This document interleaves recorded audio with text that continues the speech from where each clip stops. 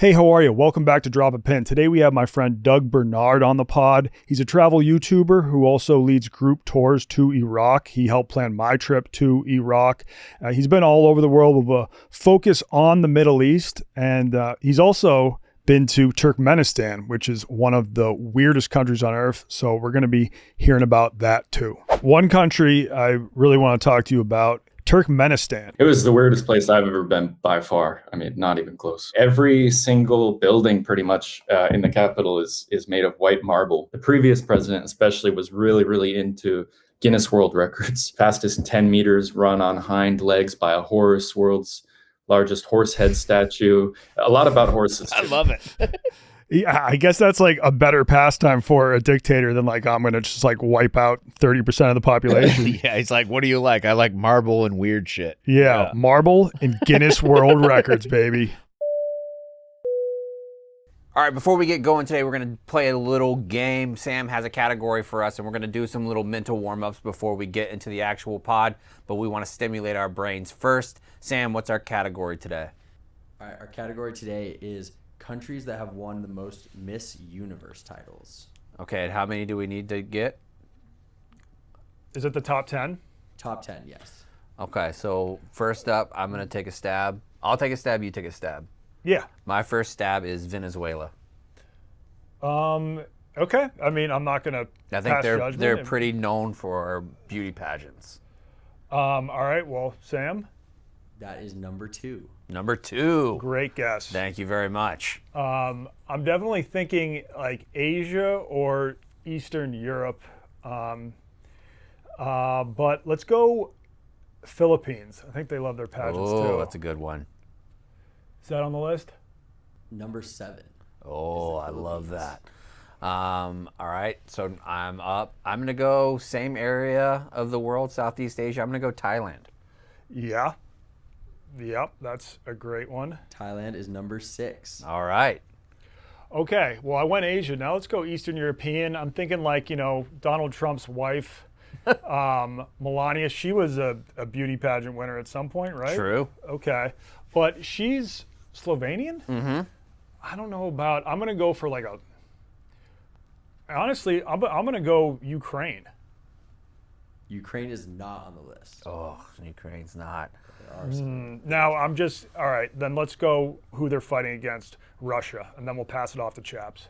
Russia, also not on the list. All right, boom. Dang. Struck out. All right, I'm going to go with the place I'm going to this week, Colombia. Like that guess? Not on the list. Not on the list. Wow. All right, the United States. Yeah, number 1. Number 1, United States. USA. I don't think we have the hottest people. Yeah, but we do have a wide range variety. of people. We got people from like all different countries in the world. So Another a few country. of those are going to be hot. So then I'm going to go with another country that is. You already got one. Okay, well It then goes you back go. to me. All right. Then, I mean, Europe's got to be on the list at some point. I mean, I personally find Italians very attractive. Let's go Italy. Okay. Not on the list. Wow. Okay, so I'm going to go with another place that might be a bigger melting pot than the United States. Does that give you any hint of where I'm going? I think it might be the melting pottiest of all countries. Is it a small country? No, it's huge.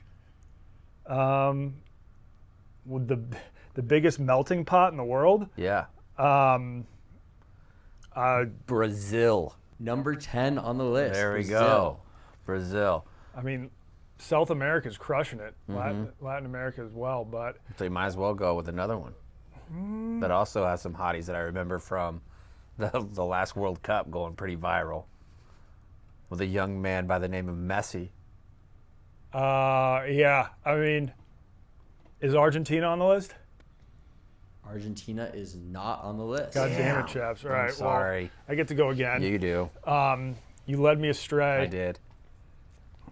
I'm trying to cut this down. What about Japan? Oh, All right. Should we just start going rapid fire? yeah. South Korea. All right. Spain. No. Damn. Okay, we'll go.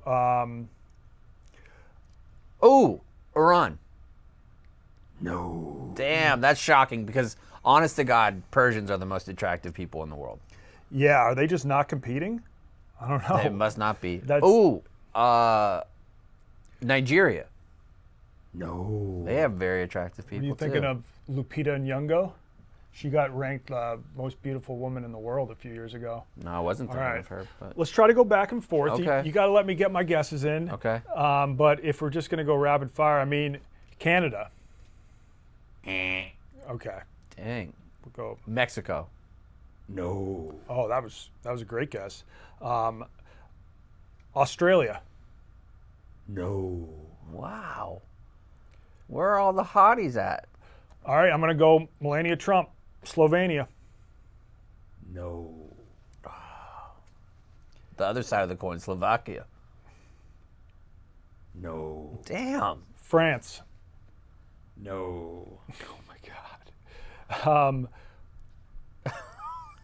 We stink. China. Nope. Wow. Just thinking of like We might have to populated give up. countries. Yeah, we don't want to guess too long and just leave the people just hearing us rattle off countries. All right, now you can start to give us clues. So just maybe just name a continent at first, which has like I don't know if Sam knows the continents. I don't know where. There's some of them where I don't know exactly where they are. Okay, well that's a clue itself. South Africa. No. I think, Damn. Yeah. Hopefully Sam would know what continent South Africa's in. Yeah. Wow. I mean, India. Yes. Oh, nice. That's the one, that's why I picked this because I thought that was kind of unexpected. Okay. Oh, that's a little mean. Well, Yeah. That's a little, have you ever seen Priyanka? She's pretty hot. Yeah. Indian women are attractive. Yeah. personal taste. And just the enormous population too. And so then there also are some countries you've just have never heard of it. No, I've heard of them, but I just don't know Okay. exactly where they are. So There's what- also, I think, one I think is pretty obvious, especially that's like featured a lot on social media, maybe with nicotine, in relation to nicotine. Sweden. Yes, Okay. that's pretty obvious. Yeah, that makes a lot of sense. Are there any other Scandinavian countries on the list? I don't believe so. Okay. I think now we can officially give up now, and let's Okay. just have Sam Yeah. run through the entire list. Yeah, what's so the you list? said USA was number one. USA number 1, Venezuela number 2, Puerto Rico number 3, Sweden number 4, Trinidad and Tobago number 5. Wow, that's a small country to have that many. Yeah, it must be like baseball in the Dominican Republic. They must have just Just every girl in hotties? that country just like competing in beauty Wow. pageants from birth. Then Thailand, the Philippines, India, Finland, and Brazil. Okay, I mean those check out. Finland makes sense, especially with the length of the legs. How do you know about Finnish legs? Finnish are the tallest people in the world. I had no idea about that. Yeah. Okay, maybe we'll have to rank the 10 tallest countries on a future episode. Yeah, the tallest people in the world on average are from Finland. Yeah, the only one that surprises me, I was trying to count how many countries I've been to so I could figure out the exact number, and I didn't know whether to count Puerto Rico or not, because is it a country or is it a U.S. territory? It's kind of, yeah, it is. It's a sovereign state that has, like a commonwealth. So like they have their own constitution, their own fully functioning government, and then they have the backing of the United States. Okay. Well, if we're counting Puerto Rico, I think I've officially been to 53 countries. Okay. If I get like 6 more, I'll be around 25% of the world. So No, you're already there. You're at more than 25 already. the app I was using said I was at like 22%. Well, it depends on if you're looking at UN countries. There's 193 with 2 observer states, so you're well over it. All right, You're well over a quarter. let's go. I got to get to more South American countries. All right. Let's get into the rest of the pre-boarding. All right, before we get into the Doug interview, me and Chaps are going to do some pre-boarding. Just talk about any weird travel-related stories that you've seen in the news or that have happened in your own life. Okay. Would you like to start? Sure. The first one that I came across, it was a couple days ago at this point. But did you know that if water went down, like in the Pacific Ocean, in the Oceania actually, that New Zealand would be bigger than Australia? Oh, just because it's on like a huge shelf? Yeah, like there's this shelf like New Zealanda or something like that. New Zealand. Yeah. Okay, I've heard about that. I had no idea. It looks absolutely massive. I mean, during the last ice age, sea levels were down like across the board. So there's something called Doggerland. Like the UK used to just be connected to Europe and stuff. So like there did used to be so much earth exposed.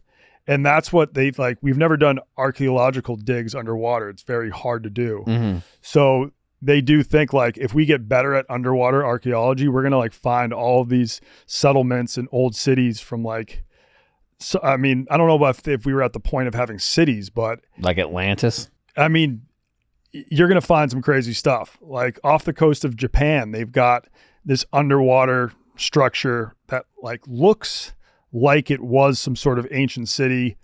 Skeptics claim that it's natural, but it's these huge like blocks that looks like they've been stacked on top of each other.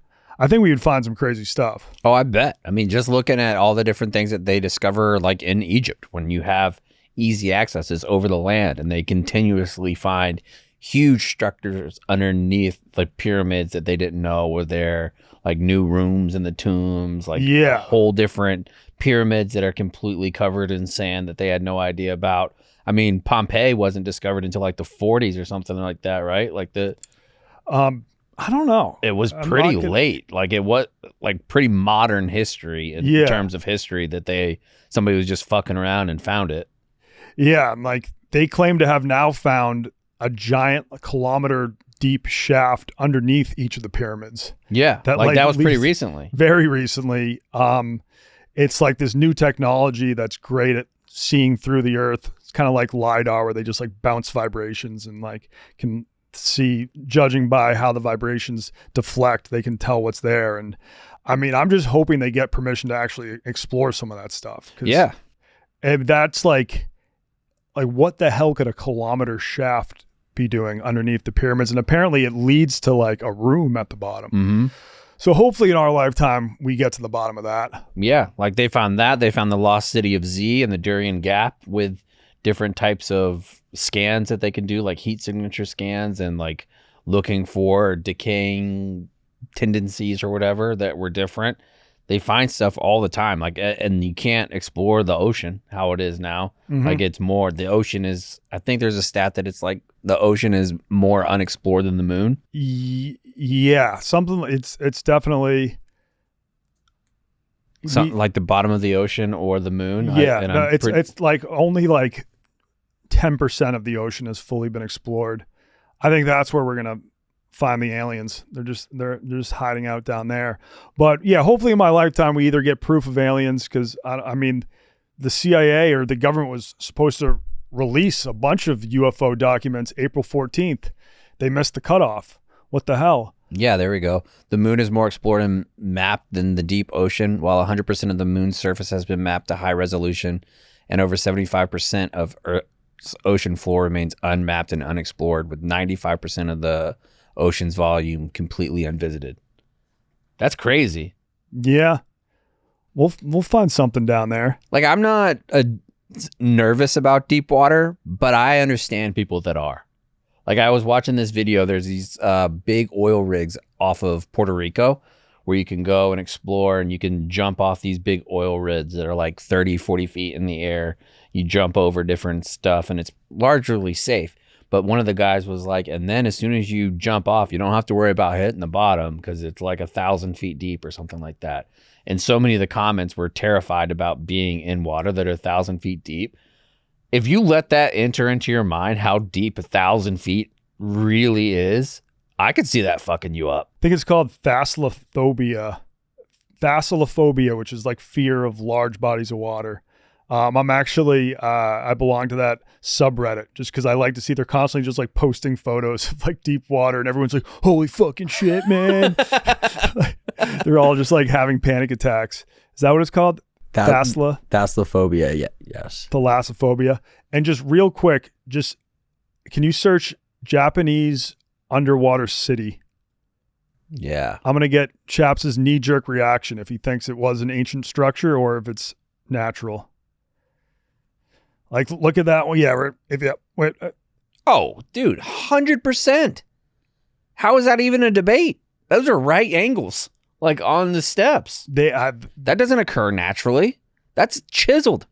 That looks like somebody took an angle grinder. Wait, Those are I don't know if that steps. one's real. That one might not be. That one's not. This, Yeah, but yeah, that's like real. That's a real photo. I don't know how you could argue that it's not. Because if you were doing that now, yes, that's 1,000% old city that's underneath water completely. Who's making the argument that it's not? Look at the other one, the not top left and then 3 to the right. That one. Click on that. Yeah. Okay. Like that's caves. Jesus was in there. Yeah, I don't know if like that's AI or not, but those are doors for sure. Yeah, that's 1,000% people used to be fucking around there. All right, Chaps got to the bottom of it. If any of our listeners want to look it up, it's called Unaguni. Unaguni. Look it up. Let us know what you think. Oh, it's part of Okinawa. How did I not go there? I'm such a piece of shit. Oh, wait, this is a map. That's of like it. a 3D map of it. Whoa. I wonder what was inside it. Dude, I have a scuba license and lived in Okinawa. How did I never go to this place? I'm such an idiot. How did I not know you were scuba licensed? Is that something you had to get scuba license for the Marines? No. No? I just did it while I was there. I feel like I've asked you and you said you weren't certified. No, I was, but I think it lapsed. Oh, okay, yeah. Yeah. Because I would want to do the certification again. It's been 15 years since I've put it on, so I think I would want to go do the certification again just as like a refresher because it's been so long. Yeah, you probably want to get a refresher before Yeah. going underwater. You should, because I'm certified. Then we can film some scuba videos. Just go out in the Lake Michigan. They do wreck dives there. I would do it. Yeah, that'd be a sick video. I've been pushing this for a while. Could we go to Lake Superior and find the Edmund Fitzgerald? Probably. Yeah. That would be sick. The boys go hunting. Yeah. My dad got scuba certified back in the day, and he said like one of the tests you got to like dive to the bottom of a really deep pool and get your gear on underwater. Yeah. And then go back up. There's one you have to like navigate, or this might have been for the advanced certification, which I have, flex. But like you have to like navigate with no compass, like underwater. That one kind of fucked me up a bit. Okay. All right. Changing gears here a little bit. I did want to talk about Air New Zealand or New Zealand Air. They've got this new thing called a sleep nest in economy, where it's like 6 lie down beds in the back of economy, and you buy your normal ticket, but you can also pay an extra around $300 and get a 4-hour sesh on one of those beds for your flights. It's the plane that's always goes Auckland to New York. So that is a crazy long flight. I think it's 19 hours. A 19-hour flight. And so if on top of the price of your ticket, you want to pay another $300, you can reserve a 4-hour sesh in one of these beds. Is that something that you would do? Do you think? I don't know. I feel like that's kind of maybe if it's your last 4 hours of the flight, but it feels kind of like that would be rough going back to your normal seat. Yeah, but if you have a bad back, just getting 4 hours to lie down could be a 4 hours. lifesaver. Yeah. I mean, I just wish there was a way to design a plane where all the economy seats are like this. I don't care how small the beds are. It could be like just a straight up coffin, but that would be perfect. Like a 16-hour flight where you can lie down, you just throw in your headphones, you'll drift off to sleep the majority of it. Like if you got to pack me in like a sardine, as long as I could lay down in economy, I'd be good. I wonder if they would do it where you can lay down underneath the cargo hold. If you could buy one of those seats, like it'd be cold. Yeah, I would do it. Even if they just had like a little like tube that you could pee in, because it'd be like, hey, we're going to put you in cargo. You won't be able to leave cargo, but if you got to pee, just grab this tube and pee in the tube. Yeah, like military planes, you fly like that. Oh, yeah? Yeah. I mean, I would do that in a heartbeat because those rooms, this room they have on New Zealand Air, it looks kind of like a second class sleeping cabin on a Chinese train. But just with really cool lights. Yeah, really cool lights. And I've never slept better than I have on Chinese trains. Something about maybe just the sound of it, but the bed was super tiny. Right, the motion, it's like a bassinet. Yeah. The nice little rocking of the train. And you have no room and you're packed in like sardines, but I would sleep like every 16-hour Chinese train ride I took. So I bet you we have the technology. Let's just go all lay down seats in economy. Mm-hmm. But is there even like, would there be a way to design that? I don't know. Probably not. Because maybe if it's just like, honestly, it's kind of like a pod hotel in Japan, but it could be even smaller than that. Or you know what I'm thinking of, like a morgue. It should just be like the plane should just be like slightly more comfortable morgues. Honestly, Everyone if gets put in their they had a little morgue shelf. plane, I'd do it.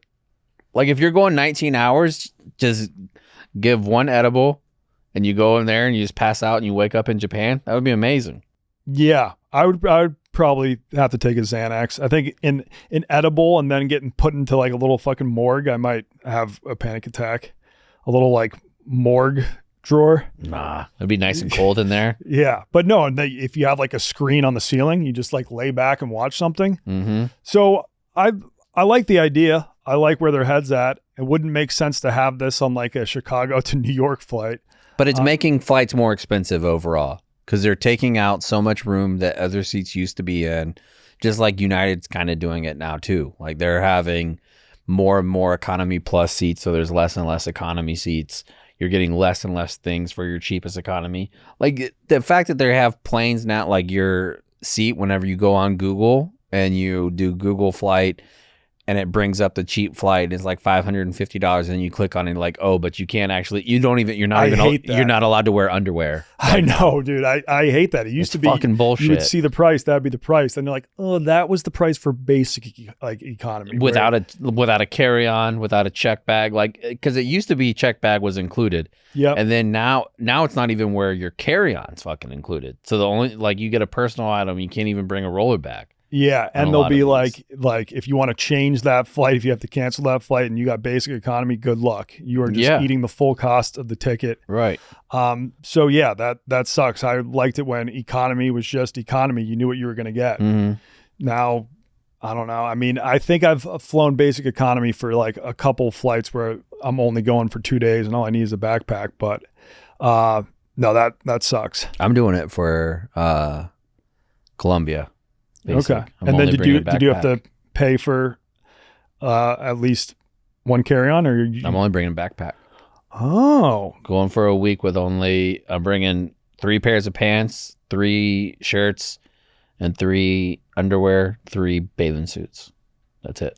I think you'll be fine with that. I always overpack. I think so too. End up wearing the same thing. Yeah, like I'll multiple just days in a row. Use that one hack for that. Did you ever see that lady that got in big trouble? She was a flight attendant and said that after long hauls that she would only bring some things, and if she was running out of like panties, that she would desanitize her panties in the Keurig coffee machine at the hotel. Like, so she would take her panties off, put them into the Keurig thing, run the hot water, and use the hot water setting to sanitize her coochie juices in the Keurig. And people were like, that's genius. And then other people were fucking furious because they're like, you think I want to go have my Earl Grey tea with your pussy in it? Well, the thing is, like, the water's coming out and then it's hitting her panties and sanitizing it. Like, you're putting your coffee in a cup. It's not like she's putting her panties in the cup you're going to be using. Her underwear, dude, is in the coffee machine. Oh, she would put it in the machine while it's running. Like, oh yeah, like she'd run that setting where it would get steamed and stuff. Okay, yeah, I was not picturing that right. Yeah, disavow. I'm not a fan of that. She got sued. Honestly, just like run it under the sink. Google that, Sam. Google dude, panties and Keurig machine. She got sued. That's also insane. Like, I mean, if you want to clean your panties off a bit, like I've shat my boxers before, and I'll just like turn the shower on with hot water, wash them, and then take a bar of soap, clean it myself. She put it in there. I think she got sued by hotels because people were like, "What? You're not supposed to be doing that." Oh yeah, so she puts it in the she puts it like where the pods go. Where the pod goes. Okay, because like the hot water and stuff runs underneath there, which I understand the logic. Mm-hmm. But you can't do that. No. Especially not if you're ugly.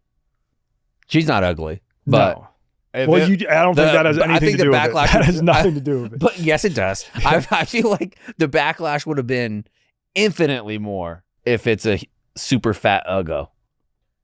Instantly. It's just true. Yeah, I mean, some people would be very turned on, being like, "Ooh, maybe I'm going to get some pussy juice in my morning coffee." But you'll pay extra for that in Japan. Yeah, oh yeah. So when we're trying to find these topics, we have a group chat, and like, I mean, Chaps like kind of like. I posted one clip about a Scottish guy who goes around the world reviewing packet. I didn't know what packet was, but I think it's a Scottish slang for blow. And Chaps was like, "You have a really weird algorithm." That's fair. But Goldfinger threw in a clip, which I don't think he understands what we're going for here. He posted a clip in this group chat, and it's just about a new way to eat an egg roll. And it's just a guy who cuts an egg roll down the middle and then puts some sauce in it. Well, I was thinking maybe. And I'm like, all right, that's not really what we're going for with this segment. But that being said, I like it because that's a great way to eat it. Because I don't like it's chicken a great wings. way to I don't eat like egg roll. buffalo chicken wings because I don't like my fingers getting saucy. Not that I dunked a whole egg roll in there and my fingers were getting all messed up, but I like that. You get coverage across the board. And I think I have eaten an egg roll like this. It's a great way to do it. You just cut a little gash in the middle, put the sauce in there. It's more just if I'm like on the go, I don't have time to do that. But if I'm sitting down, yeah, take a knife to the middle of your egg roll. So thank you, Goldfinger, for that. Also, I just want to say the video I sent before that, the vibe's very different. The animation of... Oh, yeah, he sent a story. I mean, we can't talk about the animation on the pod, but it is about how German soldiers were just taking a bunch of crystal meth in World War II. And this one dude like skied he got lost and ended up just skiing through the wilderness, hit a landmine. It's the story that I fucked up on the PFT pod. Oh yeah. If you watch the high history we did or the high school with PFT, we talked about it. Most of these stories come from a book called Blitzed, which I highly recommend reading.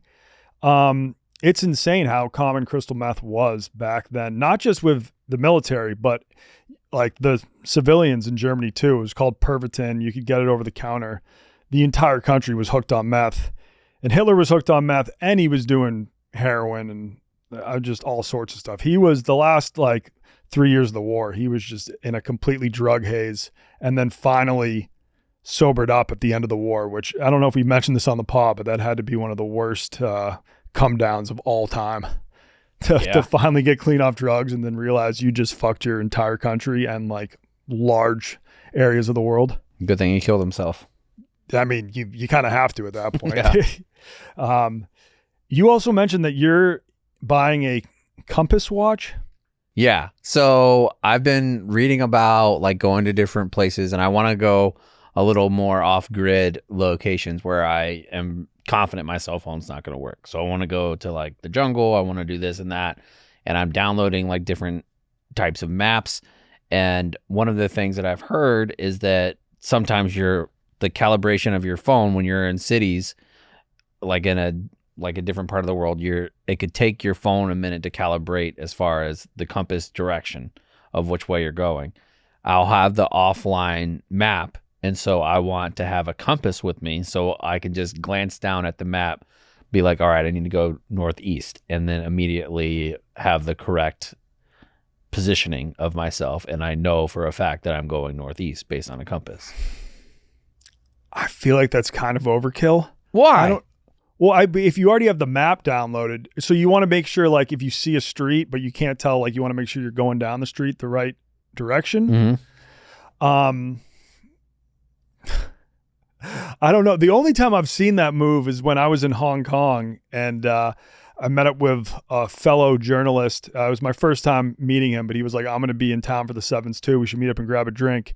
And Google Maps doesn't work great in Hong Kong because there's so many small little streets going all over the place. It can't really figure out what it's doing. And he whipped out an actual compass. And he was like, don't worry, guys, I got us. And that just blew my mind. Apparently he grew up in a farm and like didn't have the internet or technology until he was in like 9th grade. So he had gotten used to using a compass. But I don't even know at that point. It's like, I feel like you can figure it out just by looking at landmarks. But like, I feel like one of the things that, like, sure, looking at landmarks and everything, but it's so fast. And one of the things that I've read about in cities that have high petty crime, like Medellin has high petty crime, like having your phone out and looking at it long time, like looking at which way you're going to go, figuring out which direction, looking at different like landmarks based on your phone and things like that. You're so much more likely to have your phone out for so much longer. Whereas I get off the metro, it's like, all right, I need to go northeast from here. I get out, flash the compass half a second on my watch. Like I'm looking at my watch. I know exactly where I am. I'm going northeast instantly.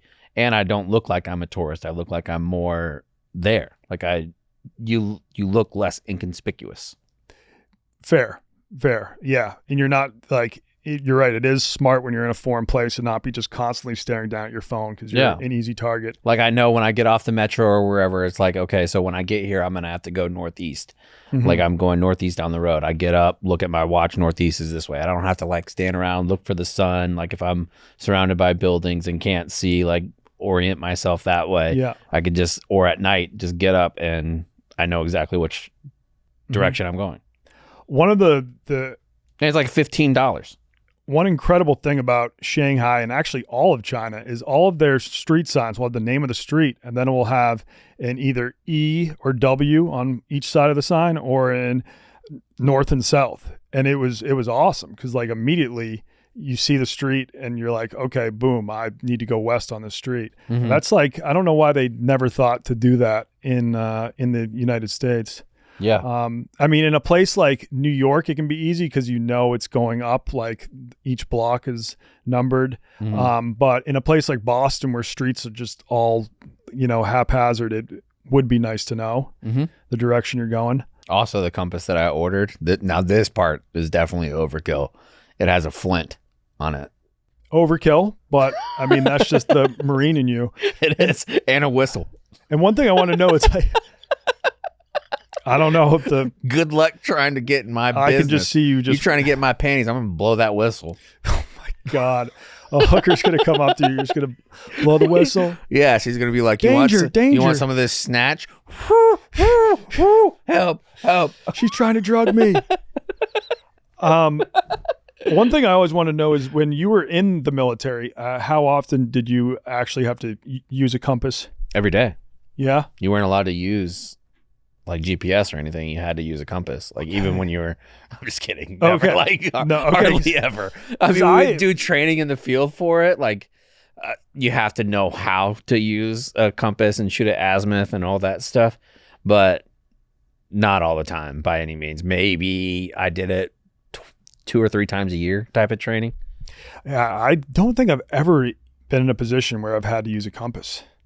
Which is crazy. I mean, maybe when I was in like Boy Scouts, they taught us how to use one, but I don't think I'll ever need a compass doing it, but I think it's makes something easier and quicker just in a second, like orienting yourself coming out of someplace, going someplace new, knowing what direction you're going.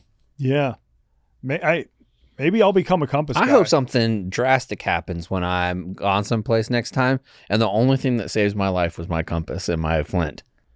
That would be a hell of a pod. You're going to eat so much crow when that happens. I want to start just like breaking out a compass in Chicago when I'm like going around, just not tell my friends. And just that should be a game that we play. We should actually tell people in the office, all right, you've got to get to this point. And you can't use Google Maps.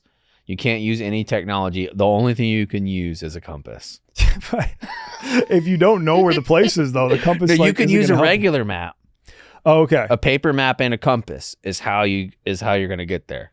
Yeah, that would be a fun challenge.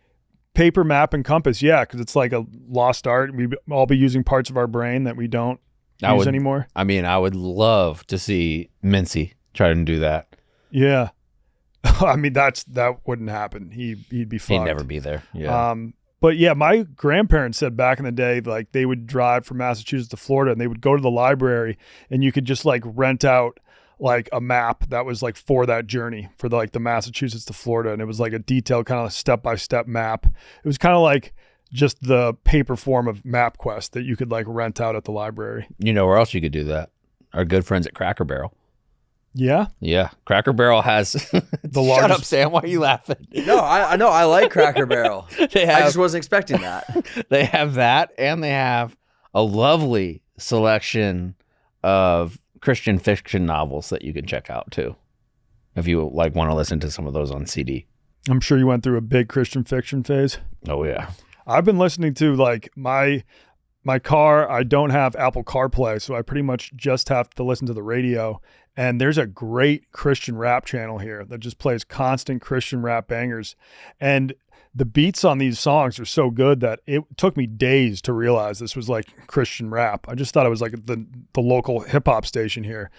Very good songs. And I was like, they're talking about Jesus like way, way too much. What is going on here? And then, yeah, I found out that it's all Christian rap, but Christian rappers are they're getting better. Yeah. Shout out to Toby Mac. Yeah. Okay. I'll have And to look Grits, them up. Yeah. Is that someone you used to listen to as a kid? Hell yeah, brother. I used to love Toby Mac. All right. Well, DC Talk, there's a song that they had, Jesus Freak, that would absolutely put asses in the seats. okay. Still. I bet people listen. I wish we could put in copyright music, because if you could listen to that song right now, you'd probably nut. Like legit, it's that good. I don't know about nut, but I'm always willing to give Christian rap a chance. Yeah. Okay, I think we're ready to get into the pod. The only other note I hear is that Sweden has trained crows to trade in trash for treats. They created these like machines that they'll put on street corners. I want to capture a crow and train it. They seem like they'd be great pets, very intelligent, but You think yeah. Big Cat would let us have an office crow? Yeah, but you'd probably have to buy it pre-trained. He's not going to put up with you just like training a crow in the office I for bet I could train a crow for pretty weeks. quickly. Train it at home and then bring it into the office. Yeah. We need to get him to sign off on that. He already signed off on the Australia thing. Yeah. So maybe crow's next. Yeah, I got to follow up on hiring our first Australian employee. But he liked the idea of having the guy in the office, which would be electric, but I feel like it'd be great to have like boots on the ground in Australia too. We need to have somebody from Australia or New Zealand in the office just so they have carte blanche to say cunt whenever they want. I mean, you can pretty much say cunt in this office too, but I mean, unless it's directed at a female. Yeah. Yeah, don't call your female coworkers a cunt, and I think you can let it fly from time to time. That's a perfect spot to go right into the interview. Sure. Let's talk to Doug. Drop a Pin is brought to you by Aura Frames. Aura Frames is a solid upgrade from the usual Mother's Day flowers. I've got my mom flowers in the past, and they're dead within a week or two, but then I got her an Aura Frame, and now I can just upload photos of my kid whenever I want, and they're sent directly to her frame. She lives in Massachusetts. I live in Chicago. She doesn't get to see my baby as much as she would like, but with Aura Frames, it's like he's right there in the living room. And you can keep on adding photos or videos from anywhere, anytime. You can even add a message before it arrives. Every frame comes packaged in a premium gift box with no price tag. Download the free Aura app or text photos straight to your frame. Reached number 1 in the App Store on Christmas Day in 2025. So make Mother's Day special this year with Aura Frames. Aura Frames were named number 1 by Wirecutter. You can save on gifts moms love by visiting auraframes.com. And for a limited time, our listeners can get $25 off their best-selling Carver Mat frame with code WONTON. That's AURAFrames.com, promo code WONTON. Support the show by mentioning us at checkout. Terms and conditions apply. You won't be disappointed, or your mom won't be disappointed. Drop a Pin is also brought to you by Blue Chew. The future of erectile function is here. Blue Chew Gold is changing the way millions of men are having sex in 2026. The new arousal-boosting formula combines passion and performance into one label that dissolves under your tongue for a super fast onset. No more waiting for the pill to kick in. No more moments ruined by performance anxiety. Just the results you want when you want them. Most ED meds only focus on blood flow, but Blue Chew Gold goes further by combining 2 ingredients for blood flow with 2 for mental arousal and connection. So you're not just physically ready, you are actually in the mood. Wow. That's the first time I'm hearing about this technology. That's incredible. The type of innovation is why Blue Chew Gold is the #1 brand in erectile function. The process is simple and all online, so you don't got to talk to a pharmacist. Get started today at bluechew.com and go for gold. Ladies, if you're listening, send your man the link and make him a trophy husband with Blue Chew Gold. And we've got a special deal for our listeners right now. When you buy 2 months of Blue Chew Gold, you get the third for free with promo code DROP. That is promo code DROP. Visit bluechew.com for more details and important safety information. The pod is also brought to you by DraftKings. Derby Week is here, one of the biggest events of the year, the fastest 2 minutes in sports. And when it comes to betting the Derby, DraftKings is your home for horse racing. Gentlemen, suit up. Ladies, bring out those wide brim hats, because when those gates open, it's not just a race. It's the best sweat in sports, and it's not over till it's over. Picking your horse is half the fun. Name, jockey, number, colors, everyone's got a reason. All the odds, all the races, and the best promos with the same DraftKings experience you know and love. And right now, DraftKings has brought back the King of the Track promotion. All DraftKings customers can opt in, bet $5 or more on a horse to win the Derby. And if your pick crosses the finish line, you'll win a share of a $1 million prize pool. Who will reign supreme? Download the DK Horse Racing app and use code DROP. That's code DROP in DK Horse. Bet $5 or more on a horse to win the Derby for your shot at a piece of $1 million. Only on DraftKings, the crown is yours. And last but not least, Drop a Pin is brought to you by Mountain Dew. Summer is coming, and I can't wait to crack open a Mountain Dew on the shores of Lake Michigan. Or back home in Massachusetts on the ocean. That's the one thing I miss about living in the Midwest is salt water. But I can crack a dew here in the Midwest, and I can crack a dew when I'm back on the East Coast.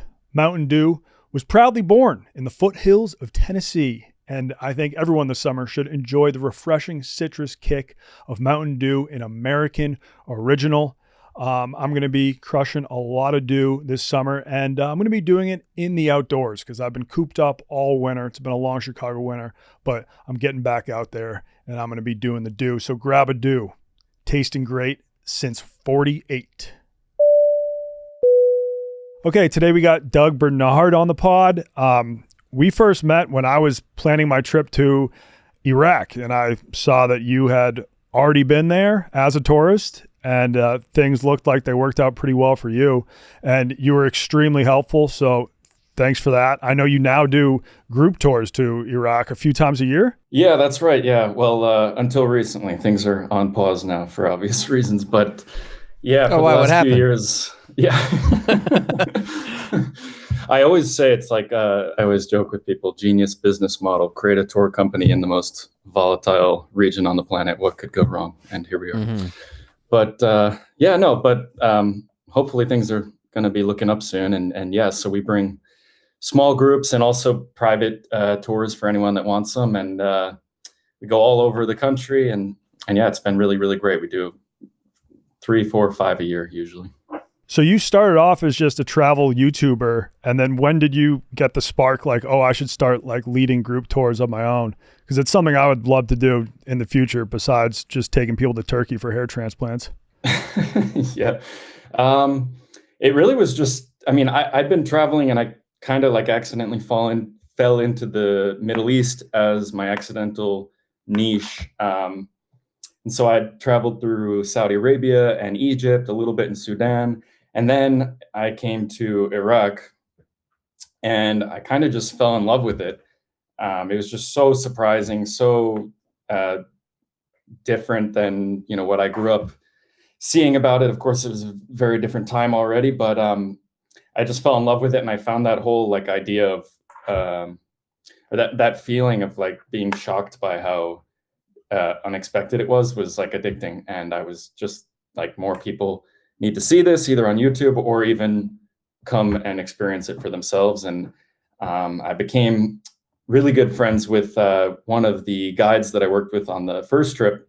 And then we just decided to partner up and kind of winged it and designed a tour and offered it. And some like 8 crazy people signed up for the very first one, and then we were off. What type of people are the tourists that usually sign up for your trips to Iraq?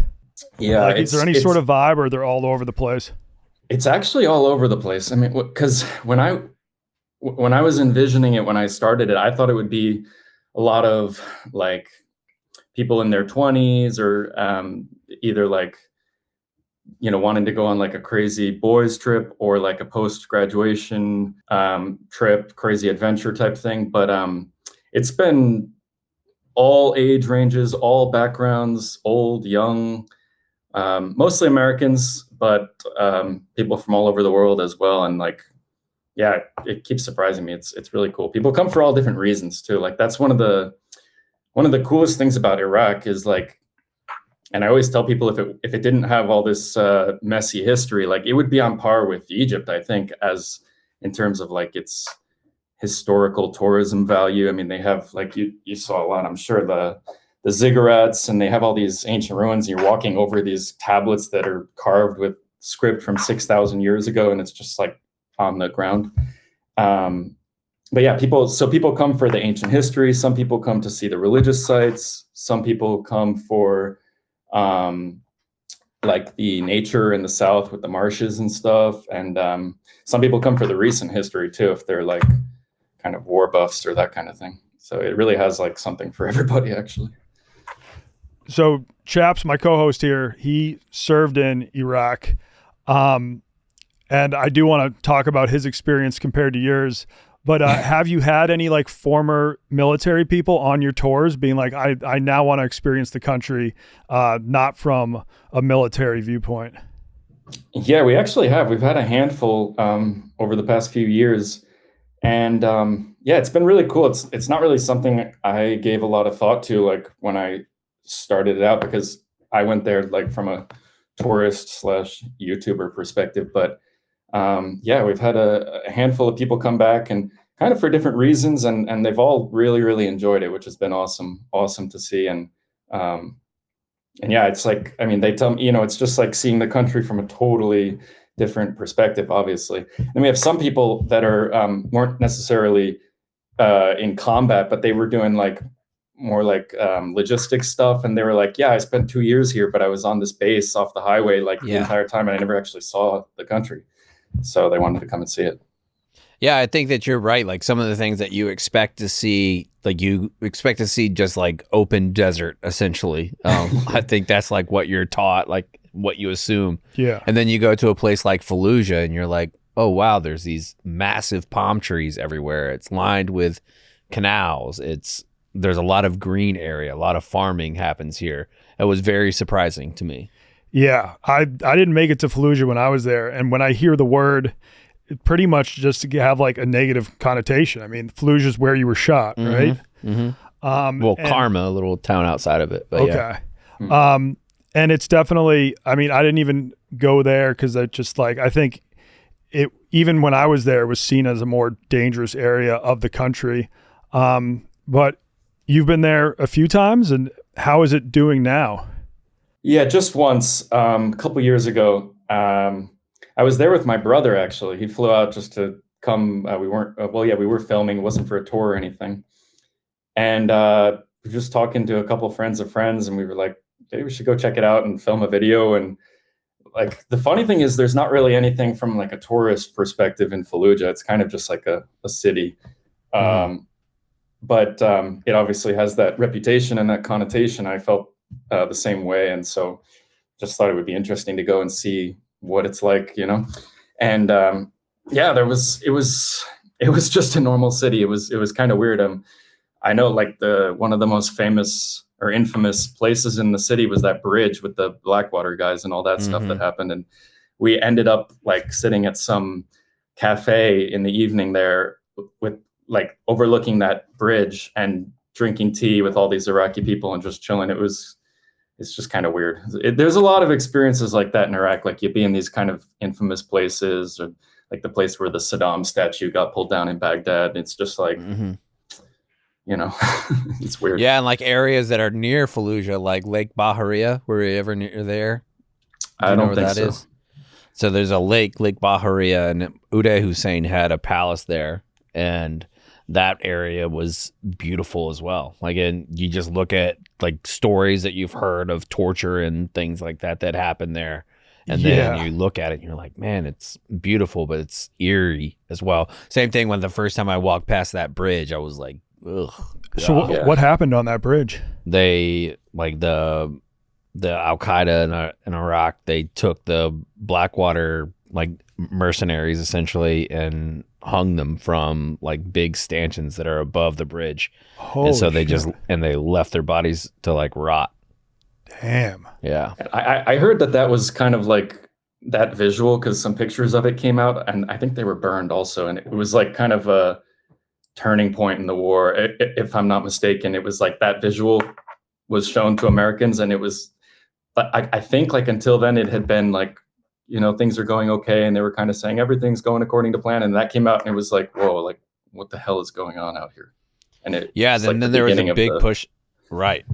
And after that, there was a big push to remove like journalists from the area because the way that, I mean, you can look at it the way the NFL, you know, like Ray Rice beats his girlfriend and he gets a 1-game suspension. The video comes out and now it's a 10-game suspension because it didn't change what happened, but it changed the visceral reaction because you actually see.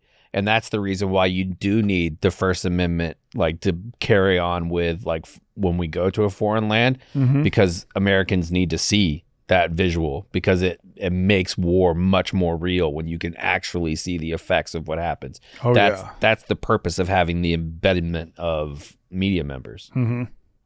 I mean, but people get violently murdered every day, but it's not always on tape like Charlie Kirk's murder was. Right. That, like, then it's like, you know, you hear about these horrific school shootings, but there's no photos or videos from it. Well, that was the reason why what happened to the cops in Uvalde. Like people wanted they wanted some recourse because they saw the cops outside those rooms, not going in the rooms. Yeah. Because you could see it. Like it makes it like that makes a total huge difference. Sure does. But then on the inverse of that, like you going and like making videos, making content and showing the other side of Iraq now that's not what it is. Like you, for somebody like my parents' age or your dad's age, I'm sure going to a place like Hanoi, like is the same, like because of what you heard about Vietnam and Hanoi. And now Hanoi is like one of the coolest places you could go on vacation to. Yeah. I mean, things change fast. Even when I told my dad I was moving to China, it's like he had really only been hearing, I mean, he grew up when there was like no relationship between USA and China because they had gone communist and like, even today, most of the time you're hearing China in the news, it's not always positive. It's like they're getting ready to invade Taiwan. They're trying to like ruin America's best interests around the world. I don't know. But then he saw my videos and he was like, China looks fun. I want to come visit you. Yeah, you see it like with his stuff, with stuff that happens in Iraq, stuff at Colombia. I mean, fuck Chicago. Like what you hear on the news is not indicative of what the location is. So you go to Iraq and you go to these places in the Middle East. Is there something that has like, was there one individual thing that really was like, this is my place. I kind of feel at home here. Well, the way I kind of got into it was I was living in New York working for Walmart e-commerce. I was in charge of the cat flea and tick medications section of the website. That was my whole job. And Saudi Arabia was just opening up to tourism for the first time ever. And like now I think Saudi with all their big events and the wrestling and the F1 and all this stuff, like it's almost seen, or they're working on being seen like Dubai or something. But like just 6 years ago, it was like, you know, it was kind of like mysterious and people thought it was dangerous and stuff. So it was weird. And like the idea of people going as tourists was weird there, but I wanted to check it out. And so I went over there and for a week, and I just decided to film it and see what happened. And the YouTube side of things kind of ended up working out. It got some views and stuff, so that was cool. And I really liked it. Like I met great people there, and I don't know. There's something about the Middle East, like the hospitality and just kind of the way it surprises you is kind of like addicting, at least for me. And then COVID happened, and the options for travel were really limited. But one of the ones that was pretty much wide open was Egypt, and I kind of already had the thing going with this with the Arab countries, so I decided to go to Egypt, and that kind of solidified it from there. And then I ended up going from there. But I think it's like it's not like a danger seeking thing, but I really like how surprising it is, and I like making videos that kind of make people question what they think they know about places. So the Middle East is like the best place for that. China too. I mean, that's a good one also. You've been to Iraq a bunch of times. I mean, have you had at least like one negative experience or one situation you got yourself into that was a little scary? No. Wow.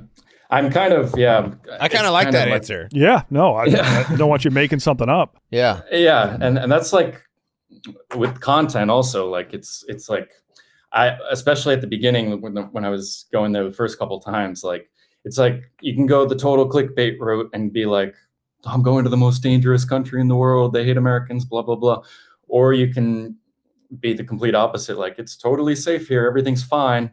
And I didn't want to do either one of those because they're both kind of like not totally true, or at least I didn't know. But now I've been back 14 times, and I've never had a problem. It's just I think it's like any place, like it's like, any major American city, like you follow some basic guidelines and you be smart and don't, create problems for yourself, and you'll generally be okay. So. Have you gotten a lot cockier over the years? Like on your first trip, you're like, I'm never going anywhere without a guide. Now, when you go to Baghdad, you're like, oh, I'm going to wake up and go for like a morning 4-mile jog, and then I'm going to hit up my favorite cafe. Yeah, I mean, it definitely kind of, is easy to let your guard down because like literally, I mean, nothing has happened. So like, I feel really comfortable there. Knock on wood, but yeah, I these days when I go, it's pretty, I mean, everyone is welcoming and stuff. Like, I always tell people that come on my tours that are nervous, they have a lot of questions typically. Like, the biggest surprise when you get there is going to be how normal it feels. Like, you're going to get there and you'll be in the taxi from the airport going through the city, and it's like, oh, this is Baghdad. It's like, it's just a city with like people going to work and having coffee and this and that. So it's like, yeah, it's weird. But it still like surprises me occasionally when I'm there and I'll like see one of these iconic places, or like just be reminded of something from the news and the war back in the day, and then like it's like, wow, this is Baghdad. That's crazy. I honestly, like that, I feel fucking great about that. Like, I love that normalcy has returned to the area. Like, I feel like for me and like all the regrets that I have of some of the things that I did in my life, that like hearing people go there and it's just a city where people go to work, they experience, like, that is absolute best case scenario.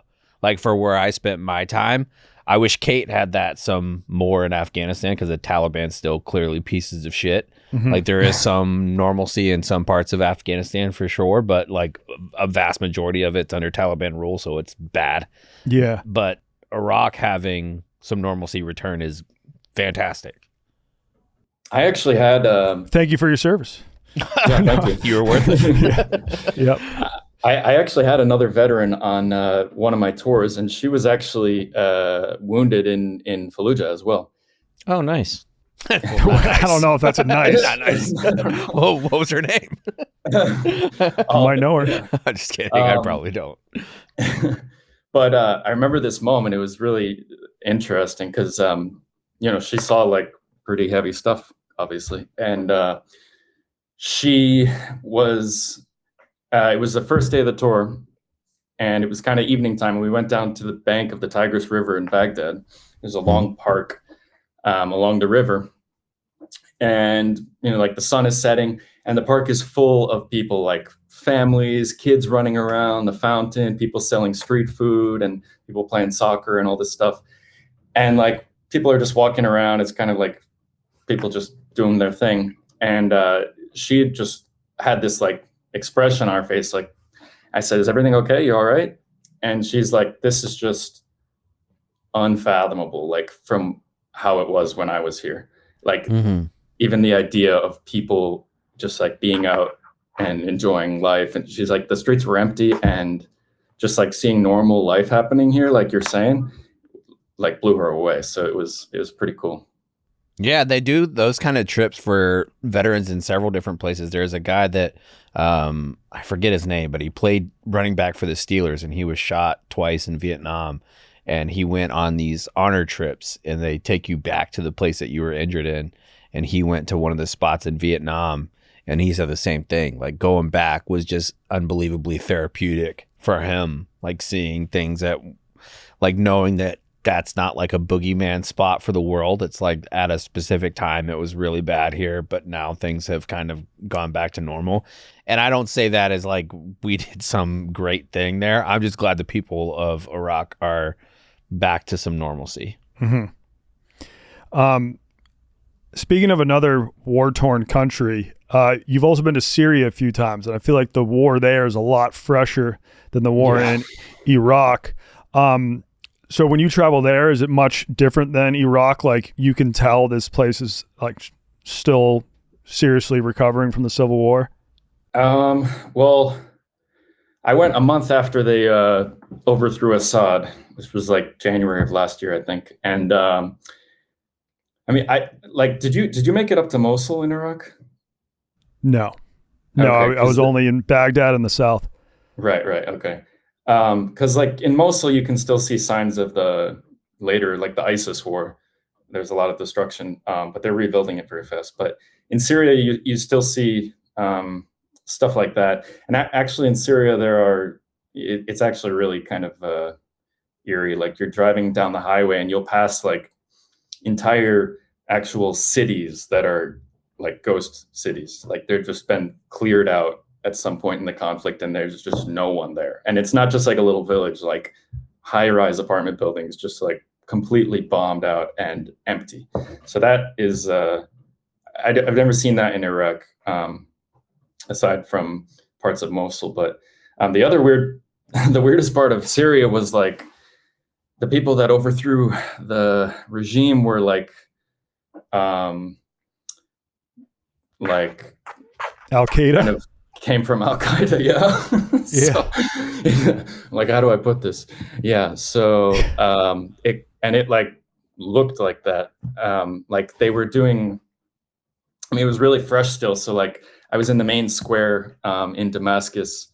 I think it's right outside Umayyad Mosque. It's like the central most point. And there's like all these guys, and like, I mean, they look like that. Like they have all black face masks, the headbands with like basically it looks like the ISIS thing on it. And that shit's terrifying. Like, seeing it in person is terrifying. Yeah, it was weird. Yeah, and they would do these like show of force demonstrations where they would like line up and they all have like AK-47s, and they would just like march through the square screaming this like stuff.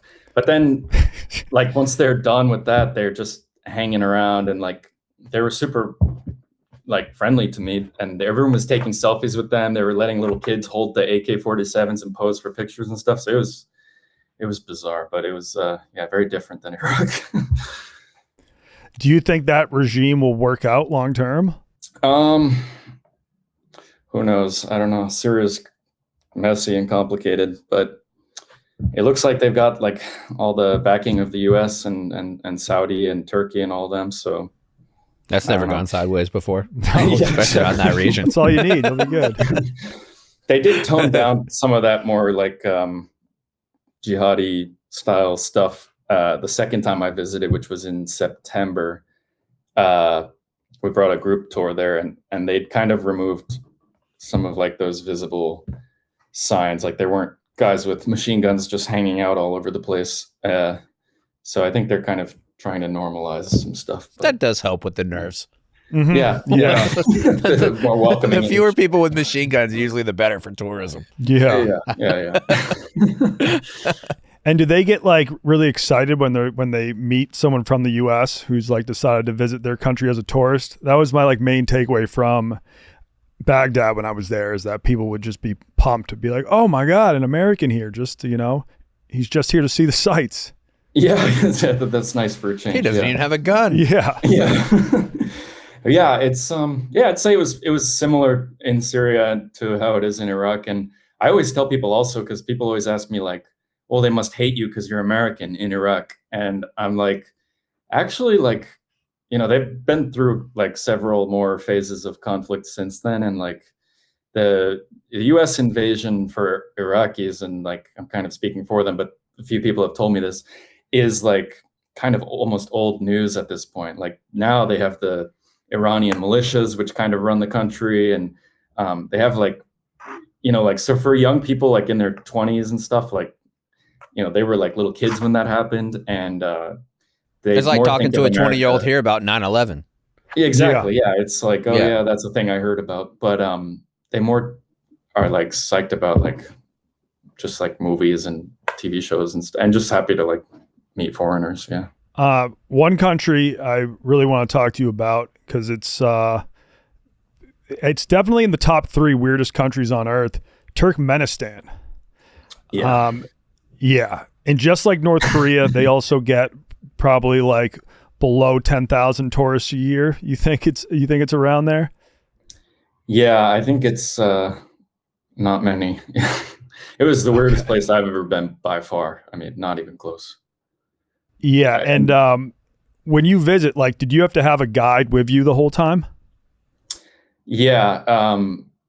Yeah, I believe the rule is like you have to be with a guide at all times unless you're like literally in your hotel room.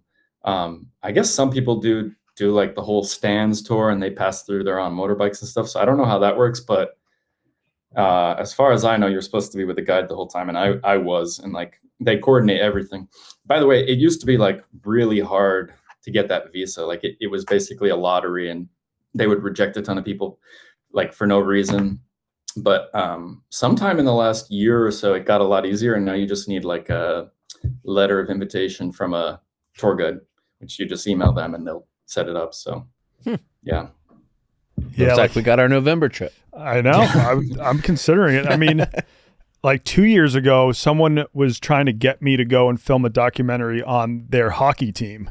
I guess Turkmenistan has a hockey team, and he's been there and like coached in the past. And then he was like, Sam? Sam's friend, the person who connected me with Sam, and he was like, I'm trying to get you out there. Could you bring any of the Chicklets guys? I don't know if the Chicklets guys were down, but I talked to Fights at the time, because Feidelberg played club hockey at Florida State, and Feidelberg was 100% on board. But then after they looked into getting visas, they were like, no, it's not going to happen. They're not going to let 3 American hockey coaches come to the country. But maybe we could do that now. Yeah. Can you just like tell us a little bit about the history and like how the country became so weird and why it's weird in the first place? Yeah. Well, it was part of the Soviet Union. And then after the collapse of the Soviet Union in the early 90s, it got its independence. And there was some like, party figurehead or whoever that became kind of the founding father of the new independent Turkmenistan. And it's a total cult of personality around this guy.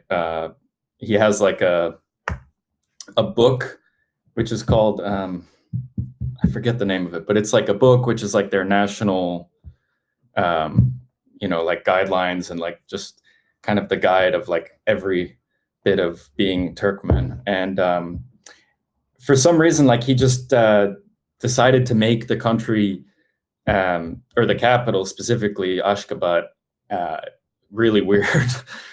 So every single building pretty much in the capital is made of white marble.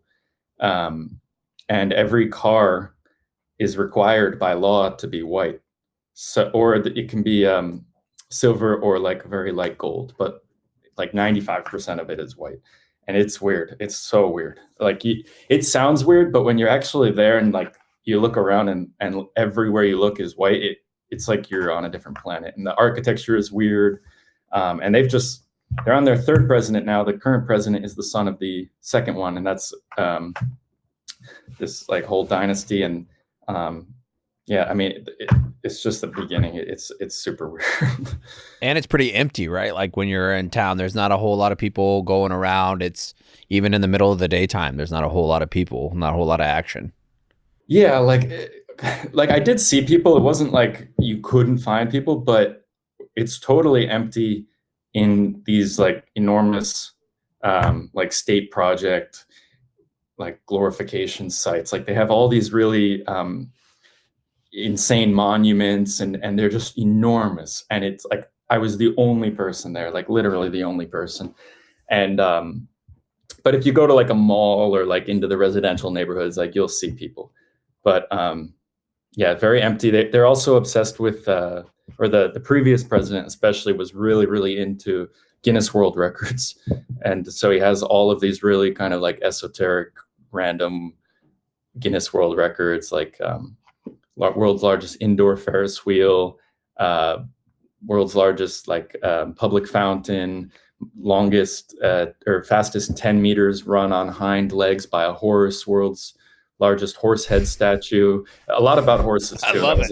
Another thing. Yeah, I guess that's like a better pastime for a dictator than like, I'm going to just like wipe out 30% of the population. Yeah, he's like, what do you like? I like marble and weird shit. Yeah, marble it's and relatively Guinness World harmless. Records, baby. But who hasn't? I mean, And I'm all out of marble, so let's go win some fucking awards. I mean, when I was younger, I used to get the Guinness Book of World Records almanac every year for Christmas. I love that book.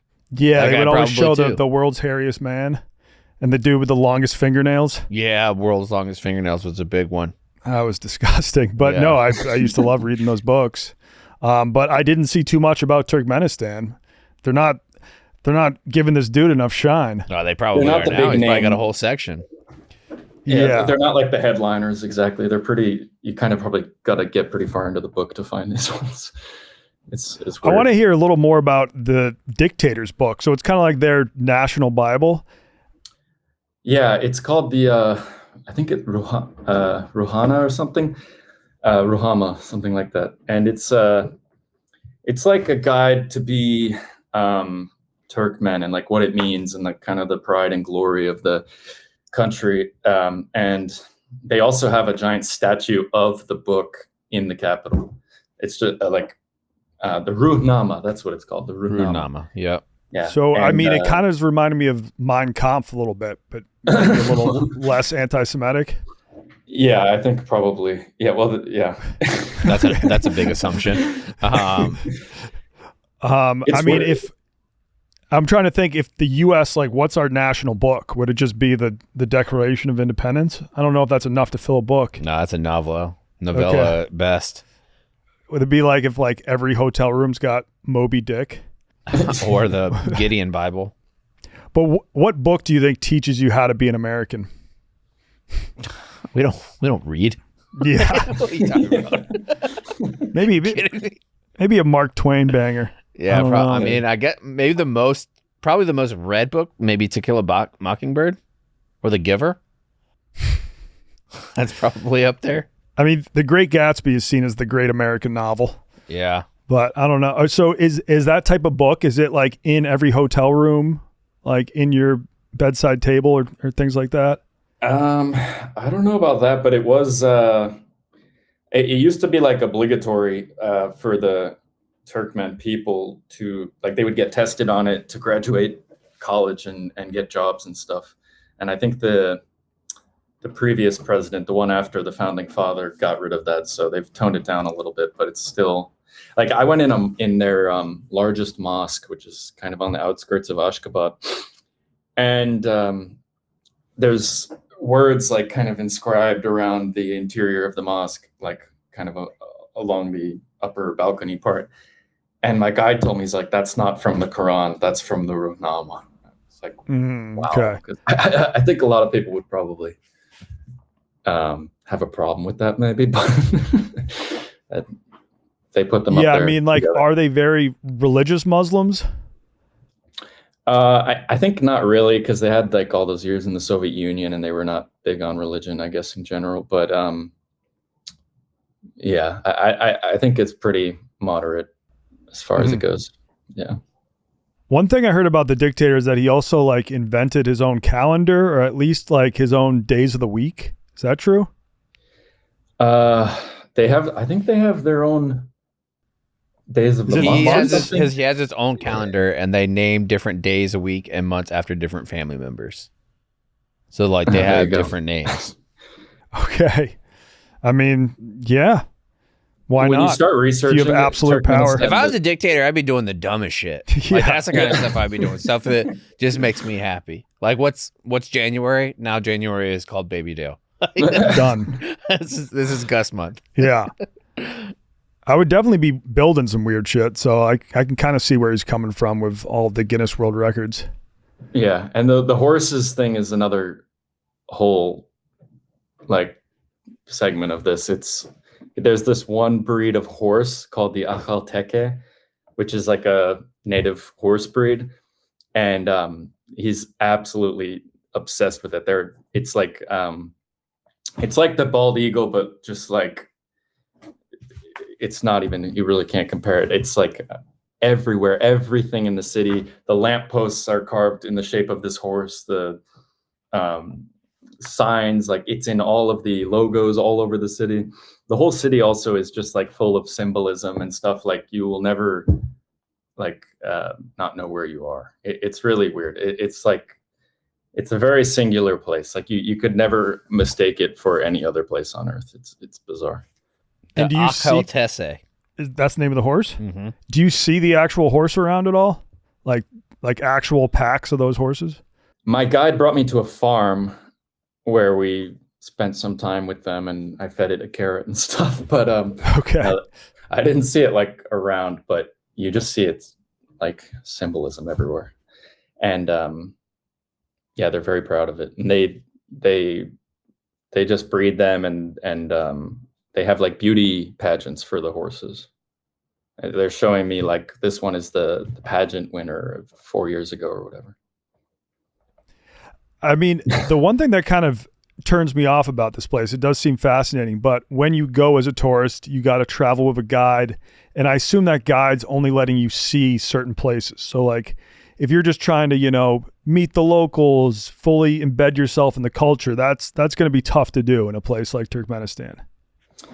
Yeah, and it didn't feel like, I mean, it's not it is, not like a particularly wealthy country, but I didn't get the sense, but maybe I'm wrong, but I didn't get the sense that it's like a total facade and like everything is set up only for tourists.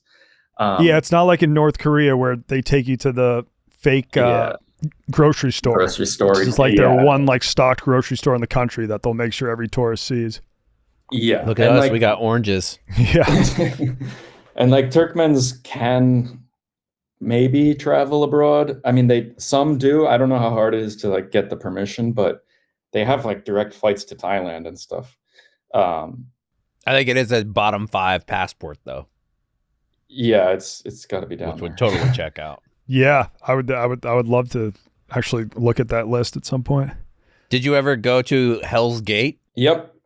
It's kind of like one of the few must-dos there. Yeah, tell us a little bit about Hell's Gate. Yeah, well, there's like a lot of talk online if you look into it about them trying to close it down. Mm-hmm. But basically it started, I think it was, I forget the exact year. Was it back in the 50s? The Soviets were drilling 70s. Yeah. Okay. Cause they have, it was set about 50 years ago. They had, they were drilling for natural gas. Their entire economy, Turkmenistan's economy is natural gas.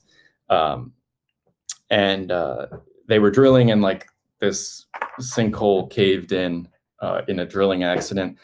And there's this methane or whatever coming out of it. So they decided to burn it off and they thought it would go out after like an hour or a couple of days or something. And it's burning to this day continuously. And it's this giant pit. I mean, it's probably like half a football field across maybe. And it's in the absolute middle of nowhere. Like most of Turkmenistan is a desert. It's like what people think about Iraq, except it actually is. And you just drive out there. I think it's like 4 hours from the capital, and you just get there, and it's this giant flaming crater in the desert. It's bizarre.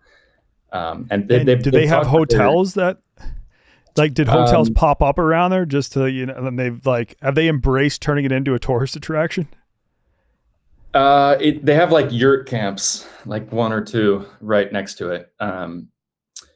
Yeah, so probably as much as they can with the amount of tourism they get, but it's pretty basic. Like, you bring your own food out there, and you stay in yurts, which is fun. So it's supposed to burn for the next 400 years at least, with the amount of gas that's underneath and how long. It's kind of like that town in Pennsylvania that is going to be burning for like the next 500 years or some shit. They had to move complete neighborhoods and towns out of that one area of and it just like slowly steams up. Yeah, like underneath houses, it'll be on fire. Mm-hmm. Now, you said the government's talking about closing it off. How do you close Hell's Gate? Yeah, I don't even know, and I guess they don't like explain much, but apparently the flames are a lot less than they were like 5 years ago, maybe. And they're trying to close it off, I guess, because it's bad for the environment with just all this gas continuously burning for 50 years. And also, and maybe they want to like actually harvest the gas and use it. So it's gone down, but I still thought it was worth going out there, like especially at night. It's pretty awesome. Yeah, it does look cool. Yeah. So were you pretty much just in the capital and then did a jaunt out to see Hell's Gate? That and and we did another day like going to a village, and that kind of felt like what you were saying about like them kind of showing you what they want to show you, because I've seen like other YouTubers visit that exact same one village, but it was cool, and it was definitely like actually people living there. It was actually, I mean, it wasn't particularly presentable. Like it was pretty run down in parts. So they have a weird cemetery where all the gravestones have ram horns on them, which is pretty weird as well. And that's sick though. I want horns on my tombstone. Hell yeah. And then I somewhere near there's like this underground lake in this cave, and we just went there to see the cave, and all of a sudden like 3 weddings showed up at the same time, and it was insane. Actually, this was one of the weirdest parts of my trip there, because these 3, like the capital is, like we were saying, it's empty. You don't really interact with anyone, and it's just like very sterile and quiet, and just we went out into the countryside, and these weddings show up, and they were just going absolutely nuts. I mean, these kids, I have video of it. They were dancing like maniacs. I mean, going wild. I don't know if they were drinking or not, but it was like night and day from the capital. And it kind of felt like that scene from Borat, the opening scene where he's in the village and they're like all dancing with the radio and stuff. That was pretty much what it was like. Yeah. Okay. It's probably like their own room like that, where the Amish kids get to go out. Like, you so regimented inside those cities that once you get away from it, let loose a little bit and get absolutely buck wild, like you're a homeschooler on a field trip. Oh yeah. I think like Kazakhstan was obviously, they were not happy with the Borat movie, because Kazakhstan's probably like the most developed Central Asian country, and they're like, what the fuck, Borat? Like, what's up with this opening scene? But yeah, I think maybe if like Borat was from Turkmenistan, like a village in Turkmenistan, it might be a little more realistic. Yeah. I mean, the village I visited kind of basically looked like that, more or less. So. Okay. Yeah. So yeah, picture Borat, unless you're in the capital city where it's just all white marble. Yeah. This is very nice. Yeah. This capital. I heard that Kazakhstan tourism board is actually trying to like embrace that. They have, the tourism boards have a slogan. Yeah. Like, go Turkey, discover whatever. Yeah. Kazakhstan is now using very nice. Okay. So they're trying I like it. Yeah. Reclaim it. You've been to Kazakhstan too, right? Yeah, and I agree. Okay. It's super developed. It's actually really nice. Very modern, still weird architecture. I think that's like a Central Asia thing, but very modern, very nice, beautiful like landscapes and stuff. It was awesome.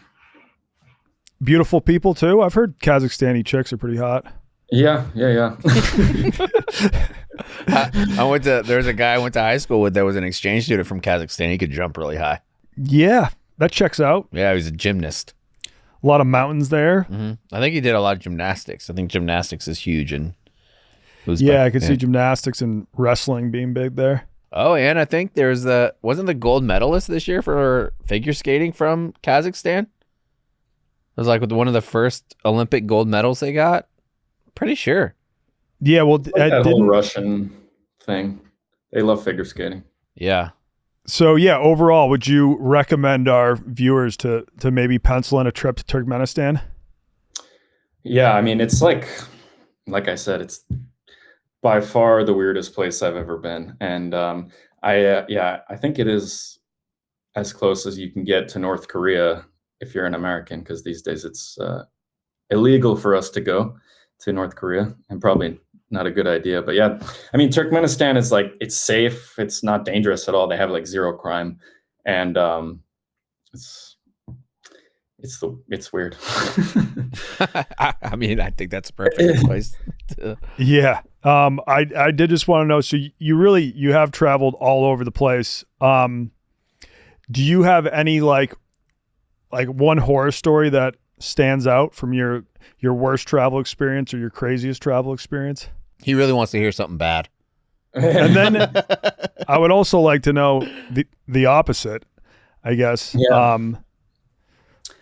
mean, go ahead. Or I mean, if you want to keep it positive, one hidden gem, a spot that like a lot of people probably haven't heard of that far exceeded your expectations. Yeah, well, I mean, I've been pretty lucky. Like, I haven't had many close, like any really scary or like dangerous things happen to me. Luckily, but one of the rougher times was I took a bus from in 2021 from Aswan, Egypt, which is in the far south of Egypt, all the way to Khartoum, the capital of Sudan, across the border and all that. And now Sudan is at war again, unfortunately, and it's a pretty bad situation. But back then there were like a few years of peace, and I wanted to check it out. I bought a bus ticket in Aswan from this Egyptian guy at the bus station, and he told me it was a 12-hour journey. And if you look at it on a map, like if you were just to go in a straight shot, it should be, I think, somewhere around there. And it ended up taking 48 hours. Fuck me. Yeah, it was pretty rough. And 24 of those hours were spent at the border crossing in the middle of nowhere, in the middle of the desert, on the Sudanese side. I was obviously the only tourist, the only non-local going.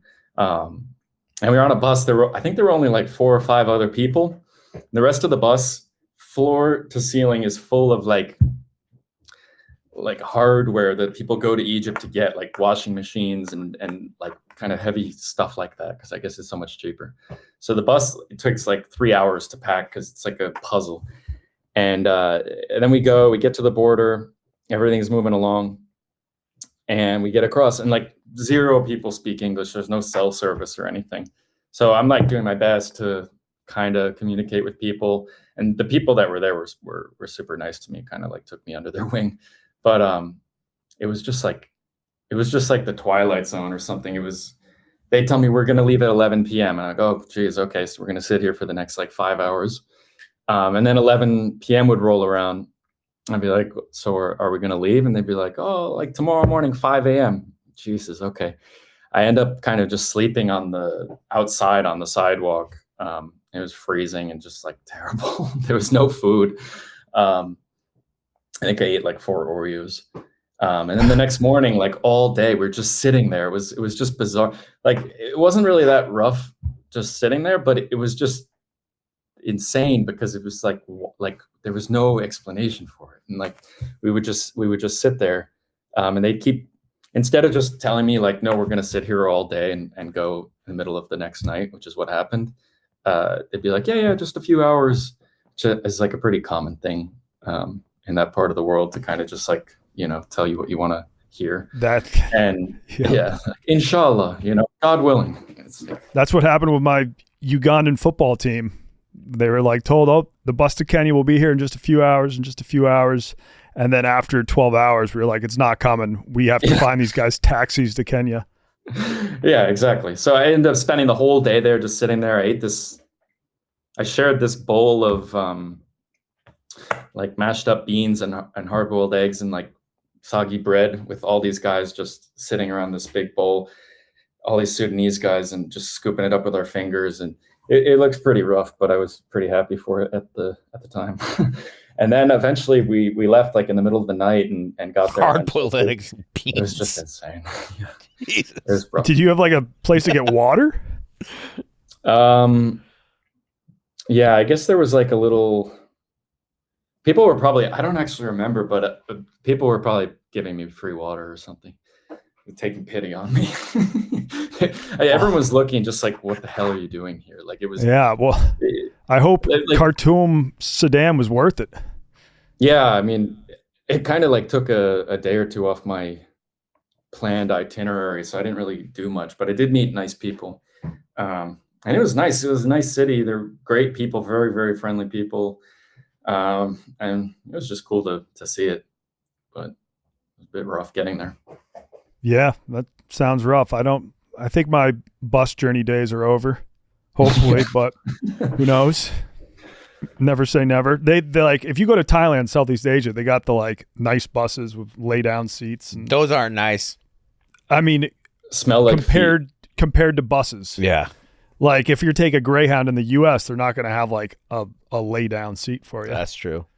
But yeah, if you can do train, always do train over bus. Mm-hmm. Well, Doug, thanks for coming on, man.